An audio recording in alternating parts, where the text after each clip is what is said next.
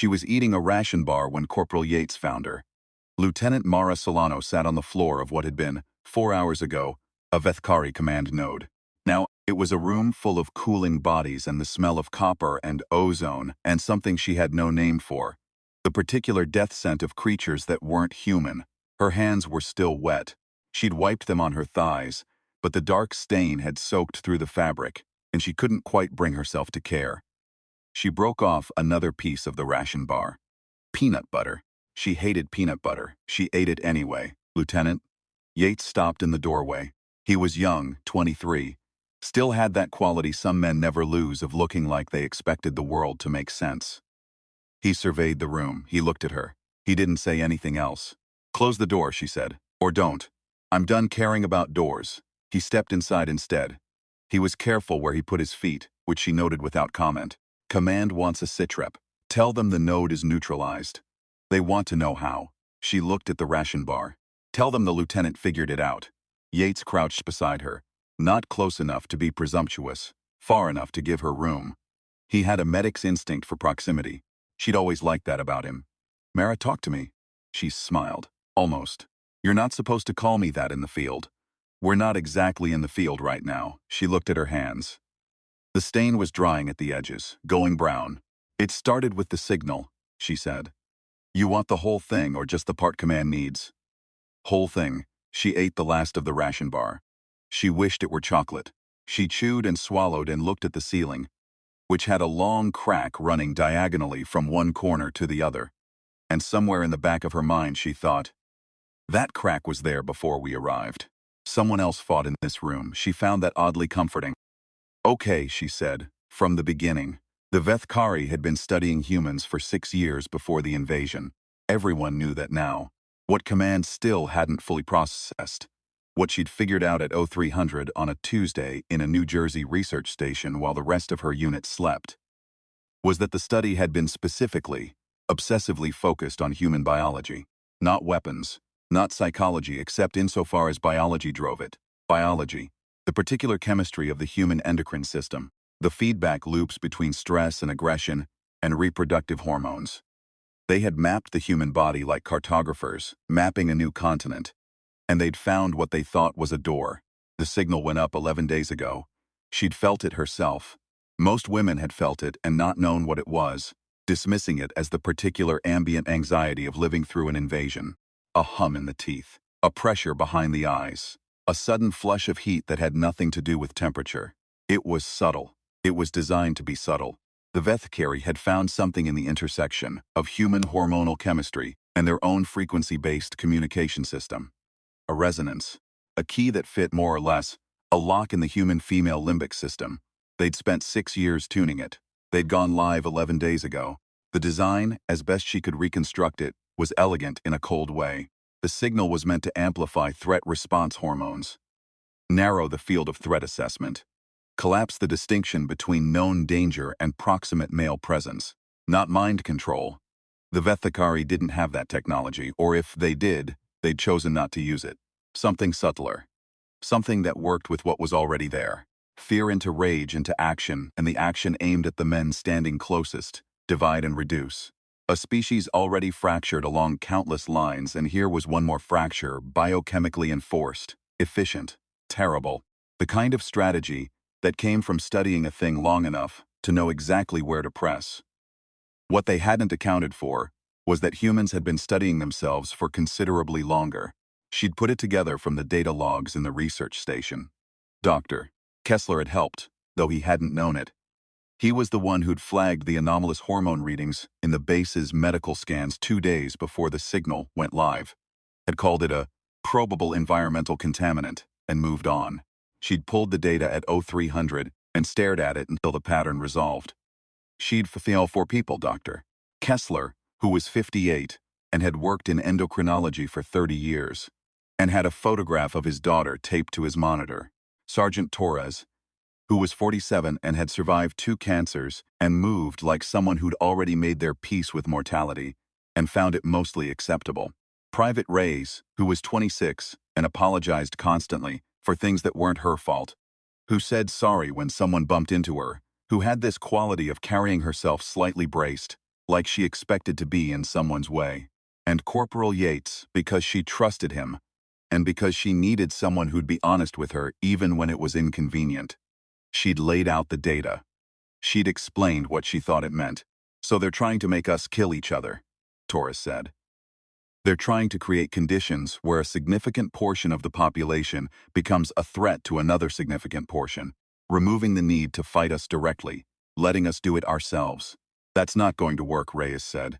It might. It worked on the Veth'kari. The room went quiet. The Veth'kari were the reason the Veth'kari had made it to Earth. They'd been a species 3 times humanity's technological advancement.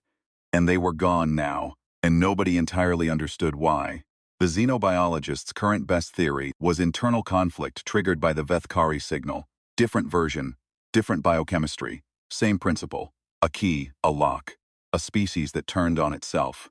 It worked on the Veth'kari because the Veth'kari didn't know what was happening, she said. We do. Or we do now. Knowing it's happening doesn't stop it from happening, Kessler said. He was still looking at the data. He hadn't looked away from it since she'd put it on the screen. The mechanism is hormonal, not cognitive. Understanding the signal doesn't block the signal. No, she agreed, but it changes what you do with it. That had been the critical misunderstanding. The one the Veth'kari, for all their 6 years of study, had gotten wrong. They'd mapped the biology. They'd found the resonance. They'd understood the mechanism. What they hadn't understood, what you couldn't understand from the outside, from 6 years of data and scans and signal testing, was what humans did with things that were trying to kill them from the inside. Humans had been doing that for a long time. She thought about the conversation she'd had with her mother years ago, when she was 12 and her mother was sitting in the kitchen at 0200 unable to sleep, face flushed, furious for no apparent reason. And her mother had said, because her mother was the kind of person who explained things, my body is trying to eat itself, and I'm just going to have to be smarter than my body for a while. Her mother had said it like it was annoying but manageable, a project, a thing to figure out. She thought about Torres, who'd had Keenpol twice, whose body had tried to kill her twice, who moved through the world with the particular calm of someone who'd had a very direct conversation with their own mortality and reached an accommodation.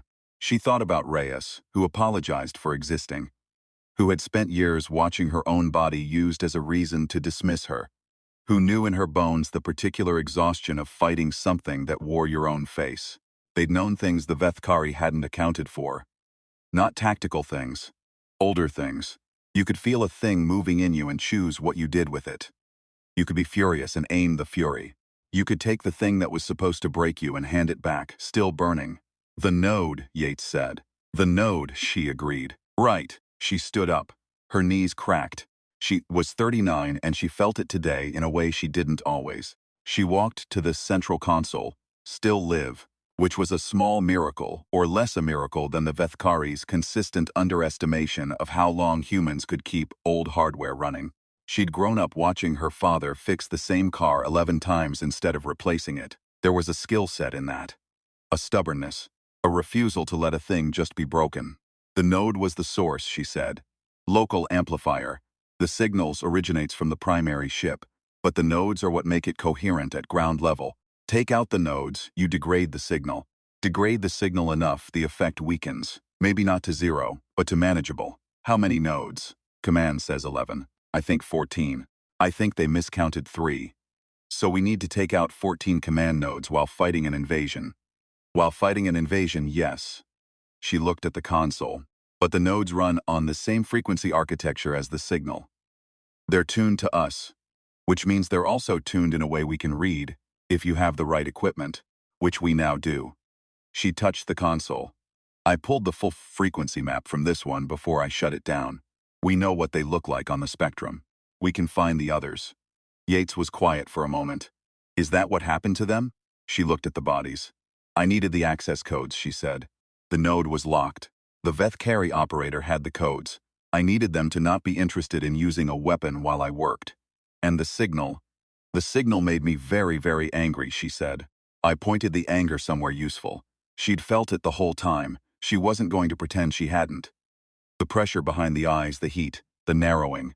It had been there, and she'd known what it was, which meant she could watch it, the way you watched a thing that wanted to hurt you. With attention, with respect for what it was, without letting it make her decisions. She'd used the rage like a tool, like a scalpel. She'd been precise. The Veth'kari operator had not been prepared for precise. I kept apologizing, she said. Yates blinked. Sorry? While I was working, I kept saying sorry to the ones I don't know why, reflex. It felt rude not to. She looked at the bodies again. The alien faces were hard to read. All secondary lid and bioluminescent skin patches gone dark with death. She'd worked among them for 2 hours. She'd needed them afraid and off balance. So she'd moved through them like something inevitable. And she'd apologized every time she caused harm, which had disturbed them more than the harm itself. She'd watched one of the Veth'kari officers stare at her with something that could only be described as profound bafflement. Something that said, "We modeled you, and you are not doing what you were supposed to do." They thought it was a kill switch, she said. They thought they'd found a way to flip us off. Just turn off the cooperation, turn up the intraspecies aggression, sit back and wait. She shook her head. They didn't understand that we've been fighting ourselves for 10,000 years. We know that feeling. We know it better than they do. And some of us have had a lot of practice deciding what we do when something in us wants to burn the world down. She picked up her jacket from the floor. It had blood on it too, but it was cold in the room. Some of us, Yates said carefully, we're not in a research station at Aero 300 and don't know what's happening. I know. That was the Kate she'd been carrying since the conversation in the kitchen. Not everyone had her context. Not everyone had Torres's decades of making peace with a body that betrayed them, or Reyes's bone-deep familiarity with being managed and overridden. Some women had felt the signal hit and hadn't known what it was, and had turned toward the nearest man and acted on it. And now there were bodies that shouldn't be there, and fractures that needed mending. And the Veth'kari were watching the numbers and feeling satisfied. That's why we need the other nodes, she said. Not just to degrade the signal, to degrade it enough that people have room to think, room to feel it coming and choose. She pulled the jacket on. We can't make the choice for them, but we can make it possible. They found Torres in the hallway outside, sitting against the wall, eating something from a foil packet. She looked up when they emerged. Noodles, she said. I found noodles. Command has been sending us peanut butter rations for 6 weeks, and there were noodles in the Veth'kari supply cabinet. She looked at the closed door. Done in there? Done, Mara said. Torres stood. She had a way of standing that was unhurried and absolute, like a structure settling into its foundation. Rise has the frequency scanner running. She says she's got a fix on what she thinks is 2 more nodes, maybe 3 within 20 clicks. 3, Mara said. I think it's 3. She thinks it's 2. Tell her, I think she's probably right, and I hope she'll forgive me for disagreeing. Torres looked at her. Something moved in the older woman's face. Recognition, maybe, or amusement worn down to its bones. You always say sorry for the wrong things. I know. Kessler was at the far end of the hallway, sitting on a crate, writing in his actual paper notebook, the one he carried everywhere. He was writing fast. She walked toward him, and he didn't look up until she was close, and then he did, and his face had the look it had when Data was doing something interesting. The hormone readings, he said. From the medical scans, the pattern I dismissed. He tapped the notebook. It's been building for longer than 11 days. I think the signal's been running at low amplitude for months. I think they've been preloading the effect, getting us used to the presence of it without activating it, so that when they went to full power, the body already had the pathway, already had the habit. She stopped. That's why it hit so hard, she said. That's why it hit so hard. But also, he turned the notebook toward her. His handwriting was terrible, but she could read it. She'd spent 6 weeks reading it. The preloading period, the low amplitude run. That's also when Torres's last scan came back clean. She looked at the numbers. The cancer? Her oncologist said full remission, no explanation for the speed of it. Said it was one for the books. He tapped the page. The Veth'kari signal at low amplitude, in someone with Torres's particular hormonal profile and her history of treatment. I think it might have had a secondary effect. I think the preload might have killed the last of it. The hallway was very quiet. You're telling me, Mara said slowly, that the alien weapon designed to destroy us also cured Torres's cancer. I'm telling you, that's a possibility I can't rule out and intend to investigate extremely thoroughly once we are no longer actively being invaded. She looked at Torres, who was still eating noodles at the end of the hallway, unconcerned and unhurried and present in the way she always was, like she'd decided some time ago that presence was the whole point and everything else was logistics. She looked at Reyes, who had appeared from a side corridor with a scanner in one hand and her rifle in the other, and was already pulling up the frequency data without being asked, already doing the work, already here.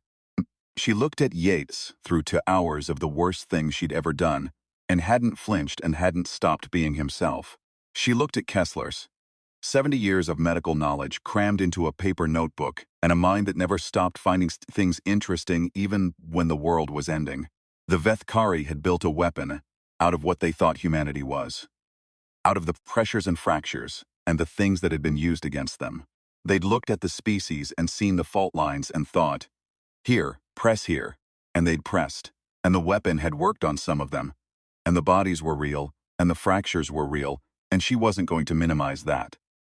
But they'd pressed on something old, something that had been pressed before, something that had been pressed so many times by so many forces, by biology and history and violence and the particular weight of being told in 1,000 ways that you were a threat or a problem or a resource or a fault line, that some of the people carrying it had gotten very good at feeling it move and choosing what came next.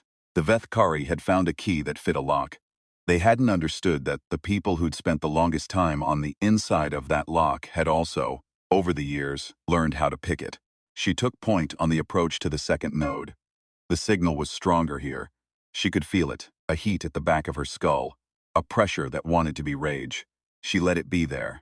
She felt it, named it, kept moving. Behind her, she could hear Torres's breathing, steady and deliberate. She could hear Reyes's footsteps, careful and precise and still apologetic in their rhythm, somehow, still making space for everyone else, but aimed now, purposeful. The node was in what had been an elementary school gymnasium. The Veth'kari had set up their equipment among folded bleachers and a storage rack of dodgeballs in primary colors and a banner on the wall that said every warrior belongs here. She'd have appreciated the irony more if she weren't already running the approach. The Veth'kari operators saw them when they were still 20 meters out. She counted 5. They arranged themselves between the humans and the node console, weapons raised, and she could feel the signal hammering at her now, hard and specific, and she looked at the 5 of them and felt, underneath the rage, below it, running parallel, something else. They were afraid, not of her specifically, of what she represented, of the fact that she was still standing upright and coherent and tactical, and should not, by their models, be any of those things. She was a data point that refused to conform. She was a frog that had noticed the water heating and gotten out of the pot, and the Veth'kari operators looking at her, in some wordless way that their whole elegant plan had a fundamental flaw. She stopped. She held up a hand. Her team stopped behind her. "We're taking the console," she said, not loudly. She was very tired, and it came out almost gentle. "You can make this a fight, or you can step away. I'd rather it not be a fight." She paused. "I'm sorry," she added, and she meant it. And she watched the Veth'kari operators look at each other with their secondary lids flickering, and she watched the particular bafflement move through them again, the thing that said, "We modeled you, and you are not doing what you were supposed to do." One of them stepped away from the console. Then another. Then slowly, like a held breath releasing the rest, she walked through them to the console. She sat down in the Veth'kari operator's chair, which was too large for her and designed for a spine she didn't have. She started working. Torres stood at her shoulder. Reyes and Yates held the room. Kessler took notes. The signal, when she cut it, didn't go out all at once. It faded, the way a sound fades when you move away from its source. Present, then less present, then present, only as a memory of itself. She sat in the silence it left behind and breathed. "2 down," Torres said. "2 down," she agreed. She stood, her knees cracked again. 39 felt more like 60 today, and she wasn't going to pretend otherwise. 12 to go. 14, Reyes said. She looked at her. "I thought you said 2 nodes. I said 2 certain, 1 probable." Reyes looked faintly aggrieved. "The math still works." "The math still works," she agreed. "You were right, I'm sorry." Reyes blinked. Then, very carefully, like someone who'd learned not to trust offered things, "It's fine. I know it's fine. I'm still sorry. She picked up her jacket, put it back on. Let's go find the next one. She walked out through the gymnasium doors, back into the pale light of a morning that smelled like smoke and wet grass, and the particular sharp clarity of air after a storm. Banner watched her go. Every warrior belongs here. She thought about the woman in the opening shot. The story that had been running in her head since she'd put the data together. The woman at the beginning with blood on her hands and ice cream in her lap. The woman who'd let it move through her and had sat with the aftermath, quiet, eating something sweet, she thought. We are all sitting with the aftermath, she thought. The difference is what you do next. The signal was weaker now, not gone, not even close to gone. Somewhere across the city, and across the country and across the hemisphere, the fractures it had caused were still open, still bleeding, still real. There were men dead who shouldn't be. There were women who'd been taken somewhere by the signal and hadn't come back yet. There was work ahead that was nothing like a clean victory. But the path was clear. She'd felt the key turn in the lock, and she'd picked it, and she was still standing, and her team was behind her, and 12, 14 nodes still needed to be found and cut, and she was going to find every last one. She hated peanut butter. She wanted chocolate. She was 39 years old, and her knees hurt. And she was furious in a way she'd learned to aim, and the Veth'kari had made the very particular mistake of building a weapon out of the oldest, most persistent, most thoroughly examined thing she'd ever carried. They'd given her back something she already knew how to use. She walked toward the next signal on the map, and she didn't look back.